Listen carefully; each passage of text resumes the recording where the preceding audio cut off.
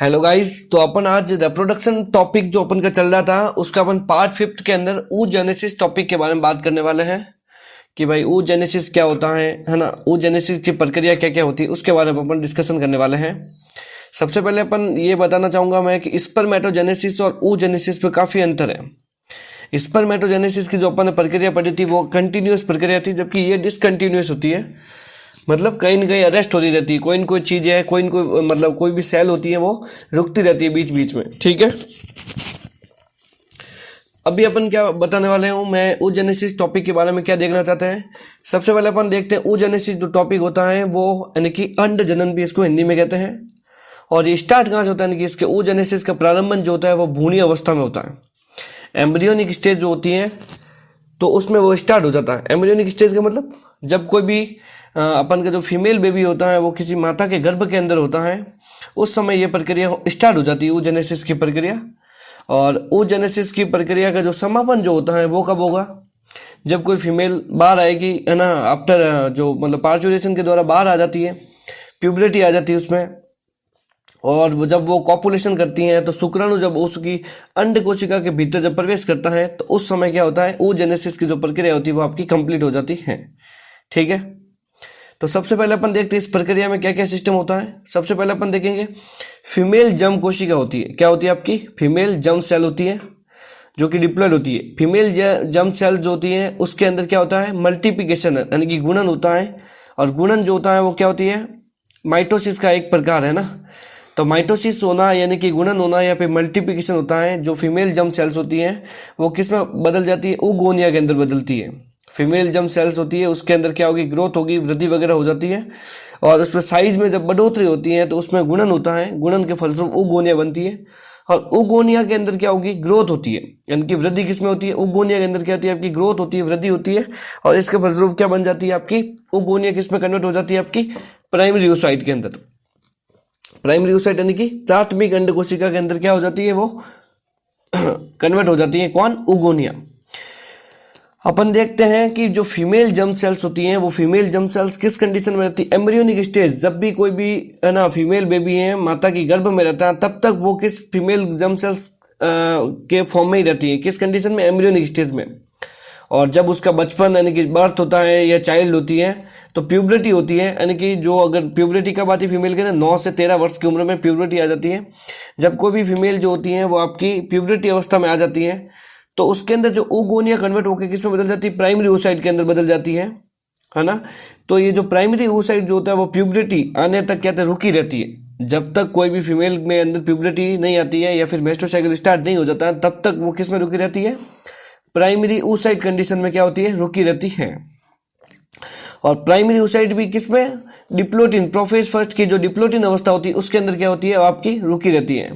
ठीक है, आगे देखते हैं अपन कि जो प्राइमरी oocyte जैसे उसके बाद क्या होगा, प्राइमरी oocyte के अंदर कितना मियोसिस फर्स्ट होता है। प्राइमरी oocyte के अंदर क्या होगा, मियोसिस फर्स्ट होगा।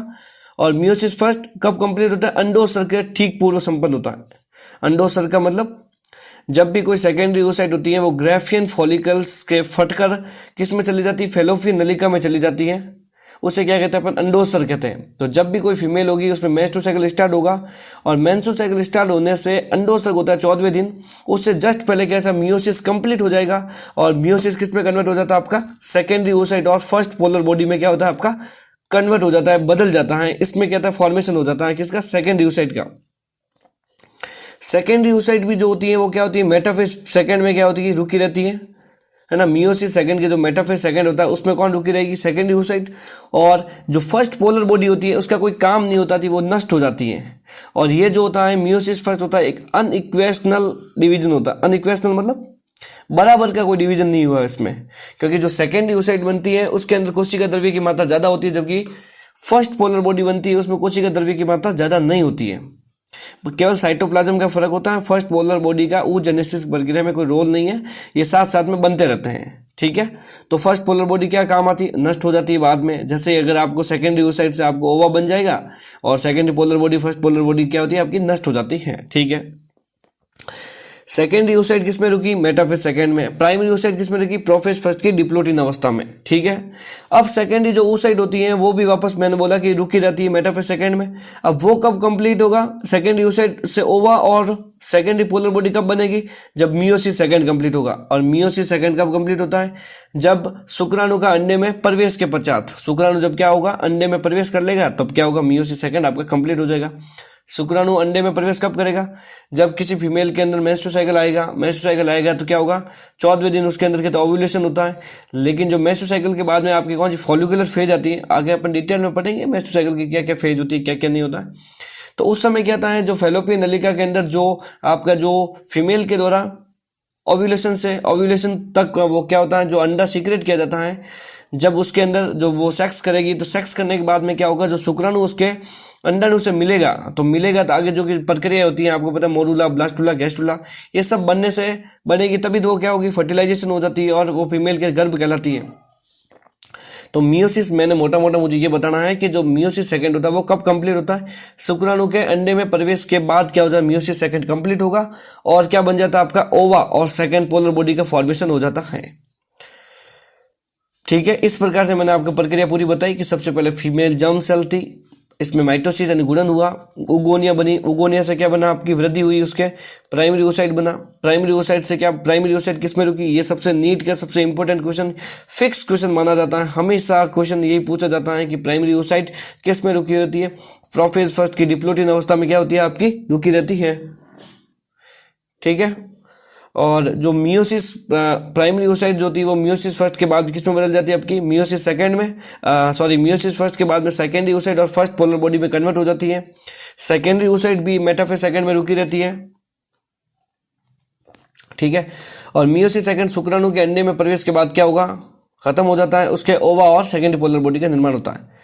मैं आपको ये बताना चाहता था, मेन बात ये है, आपको ये ध्यान रखना है कि जन्म के पश्चात कोई भी नई उगोनिया का निर्माण नहीं होता है। अरे भाई, जो भी फीमेल जो बच्ची होती है, जो अगर वो जन्म से पहले यानी जो एम्ब्रियोनिक स्टेज के अंदर जितनी उगोनिया बनानी है, 60,000 80,000 जितनी उगोनिया उसको बनानी होती है, वो पूरी की पूरी उगोनिया जो होती है वो जन्म से पहले बन जाती है। जन्म के बाद किसी भी प्रकार की नई उगोनिया का निर्माण नहीं होता है। फेवरेट लाइन होती है एनसीईआरटी का, सबसे बड़ा क्वेश्चन ये बनता रहता है और एनसीईआरटी के अंदर ये लाइन लिखी हुई है कि जन्म के बाद किसी भी प्रकार के फीमेल में नई उगोनिया का फॉर्मेशन नहीं होता है।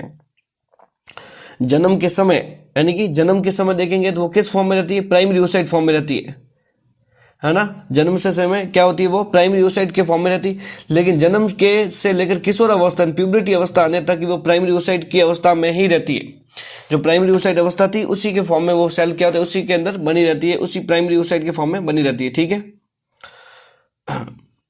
अब देखते हैं स्ट्रक्चर और ओवेरी। स्ट्रक्चर ऑफ ओवेरी में क्या होगा कि जैसे कि मतलब मैंने बोला कि जो आपकी है ना प्राइमरी oocyte के फॉर्म जन्म के समय भी क्या होगी, वो प्राइमरी oocyte के फॉर्म में थी, और जन्म के बाद जब वयस्क अवस्था आई, किशोर अवस्था आई, उसके अंदर भी वो किस प्राइमरी oocyte के फॉर्म में ही वो बनी रहती है, ठीक है, सेल वगैरह।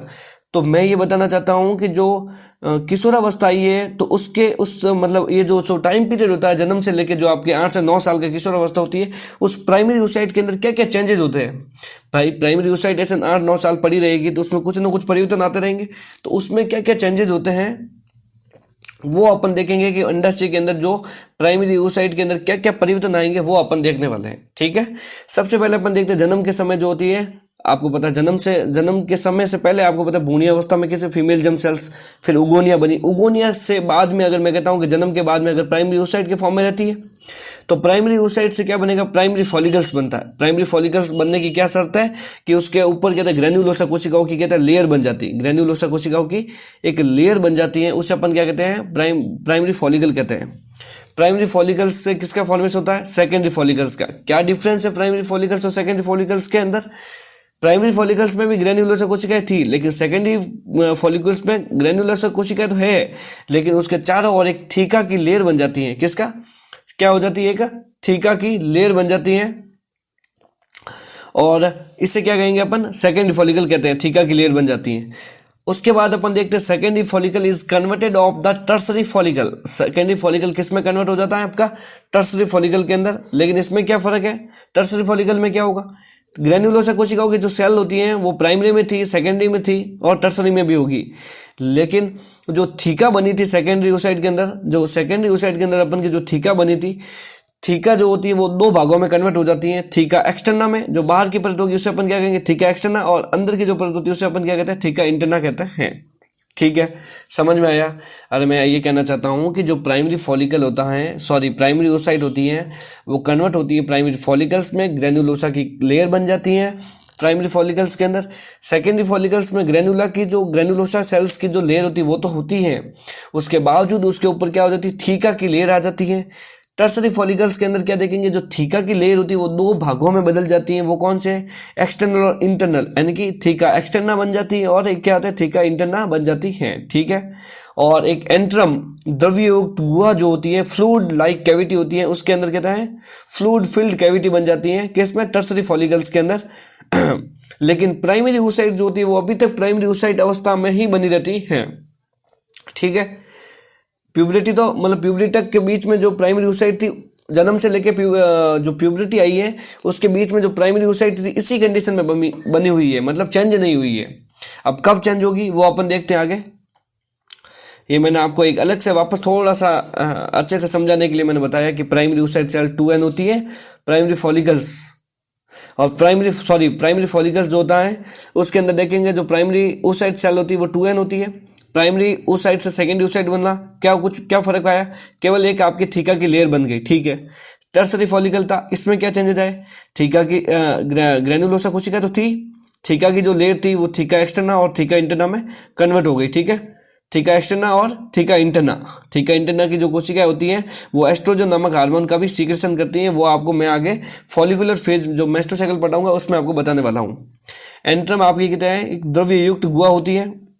इसका मतलब टर्सरी फॉलिकल्स में भी अभी तक किस फॉर्म में है, सेल वो कोशिका किस फॉर्म में है, सेकेंडरी oocyte के फॉर्म में है।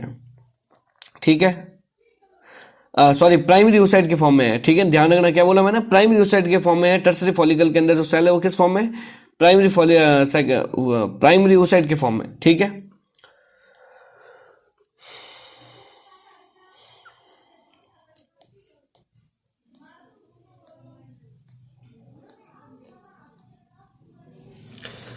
अच्छा किशोरावस्था जो होती है, प्यूबरिटी में क्या, मियोसिस फर्स्ट जैसे कंप्लीट हुआ, संपन्न होगा, तो क्या प्राइमरी oocyte जो होती है वो किस में कन्वर्ट हो जाती है, सेकेंडरी oocyte में। वो आगे मैं बताने वाला हूँ आपको।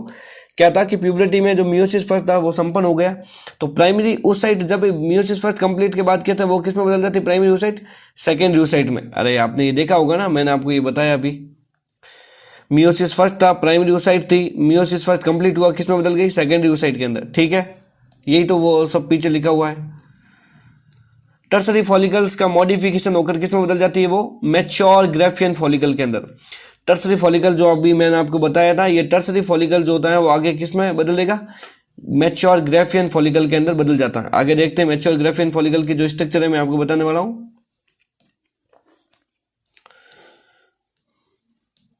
ये देखिए आप, मैच्योर ग्राफियन फॉलिकल्स में क्या हुआ, केवल एक ही चेंजेज आया। मेन चेंज क्या है वो आप देखना है। देखो आप, ग्रेनुलोसा कोशिकाओं की जो सेल्स होती हैं वो टर्सरी फॉलिकल्स में भी थी, बिल्कुल, और एंट्रम जो थी वो आपकी टर्सरी फॉलिकल्स में भी थी। थीका एक्सटर्ना की कोशिका थी तो, और थीका इंटरना दोनों डिप्लॉयड होती है और वो टर्सरी फॉलिकल्स में थी। लेकिन मेन चेंज क्या था कि जो सेकेंडरी oocyte इसमें क्या गई, प्राइमरी oocyte किस में कन्वर्ट हो जाती है, सेकेंडरी oocyte के अंदर। प्राइमरी oocyte किस में कन्वर्ट हो जाती है, सेकेंडरी oocyte के अंदर। समझ में आया। टर्सरी फॉलिकल्स में क्या था, प्राइमरी oocyte थी, लेकिन प्राइमरी oocyte किस में कन्वर्ट हो गई, सेकेंडरी oocyte में। किस में, ग्राफियन फॉलिका के अंदर, मैच्योर ग्राफियन फॉलिकल के अंदर ये वाली चेंजेस होता है। ठीक है, और जब अब आपको ये देखना है कि जो सेकेंडरी oocyte होती है इसके चारों दो लेयर पाई जाती है। क्या क्या, एक तो होती है प्राथमिक लेयर यानी कि प्राइमरी एग मेम्ब्रेन। जो सेकेंडरी oocyte के चारों जो दो लेयर होती है वो कौन कौन सी होती है, प्राइमरी एग मेम्ब्रेन, और दूसरी होती है आपकी secondary egg membrane. Primary egg membrane जो होती है उसको अपन क्या कहते हैं, जोना पेलुसिडा कहते हैं। ये आपको मैक्सिमम क्वेश्चन पूछा जाता है। प्राइमरी जो लेयर होती है उसको अपन क्या कहते हैं, जोना पेलुसिडा, जबकि सेकेंडरी जो लेयर होती है उसको अपन क्या कहते हैं, कोरोना रेडिटा। ठीक है, प्राइमरी एग मेम्ब्रेन को क्या कहते हैं, जोना पेलुसिडा। और ये जोना पेलुसिडा की विशेषताएं क्या क्या होती है, नॉन सेल्यूलर होती है, किसी प्रकार की कोई कोशिका नहीं पाई जाती है जोना पेलुसिडा के अंदर, ठीक है। और ग्लाइकोप्रोटीन से मिलकर बनी होती है। क्या दो विशेषताएं हैं, primary egg membrane zona pellucida होती है, नॉन सेल्यूलर होती है और ग्लाइकोप्रोटीन से मिलकर बनी होती है, ठीक है। ये आपकी कहते हैं प्राइमरी एग मेम्ब्रेन है। दूसरी होती है आपकी secondary egg membrane. Secondary egg membrane यानी कि उसका नाम क्या है, कोरोनोरेडिटा, लेकिन ये जो होती है वो सेल्यूलर होती है, यानी कि कोशिकाओं से मिलकर बनी हुई होती है। अब है आपके कुमुलस उफोरस। कुमुलस उफोरस नाम की क्या होती है, संरचना होती है कुमुलस उफोरस। कुमुलस उफोरस क्या करती है, ये देखो आप कुमुलस उफोरस दिख रहा है, ये ग्रेन्युलोसा कोशिकाओं को सेकेंडरी oocyte से जोड़ने का कार्य करती है और कोई काम नहीं इसका। कुमुलस उफोरस एक ऐसी संरचना होती है जो सेकेंडरी oocyte को किससे जोड़ती है, आपकी ग्रेन्युलोसा कोशिकाओं से जोड़ने का कार्य करती है।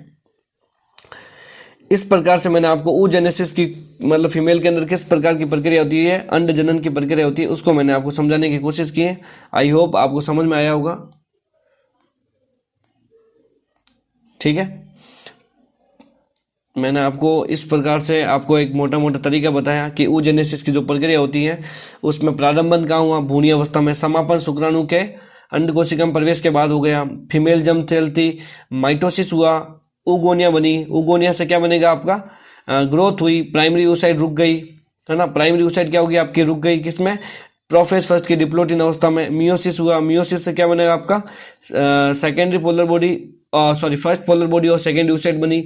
सेकेंडरी oocyte किसमें रुक गई, मेटाफेज सेकेंड में। मियोसिस सेकेंड हुआ, मियोसिस सेकेंड कब कंप्लीट होता है, शुक्राणु के अंड, शुक्राणु का अंडे में प्रवेश के पश्चात ओवा बन गया और सेकेंडरी पोलर बॉडी बन गई, ठीक है। और आपको देख सकते हो मैंने क्यों बोला कि ये जो oogenesis की जो प्रक्रिया होती है वो कैसी होती है, डिसकंटिन्यूअस होती है, यानी कि असतत प्रक्रिया होती है। क्योंकि पहले अरेस्ट होती है, यानी कि स्टार्ट होती है रुकती है, स्टार्ट होती है रुकती है, ऐसी इस प्रक्रिया को अपन क्या कहते हैं, असतत प्रक्रिया, डिसकंटिन्यूअस प्रोसेस भी कहते हैं, ठीक है। फिर उसके बाद में अपन क्या देखा, जन्म के पश्चात किसी भी प्रकार की नई उगोनिया का निर्माण नहीं होता है। जन्म के समय भी वो जो उगोनिया थी वो किस फॉर्म में रहती है, प्राइमरी oocyte के फॉर्म में रहती है। जन्म से लेकर अगर प्यूबर्टी आएगी तो चेंजेस जरूर होंगे, फॉलिकुलर डेवलपमेंट होगा किसमें, प्राइमरी oocyte के अंदर, लेकिन रहेगी किस फॉर्म में, प्राइमरी oocyte के फॉर्म में उगोनिया रहती है, ठीक है।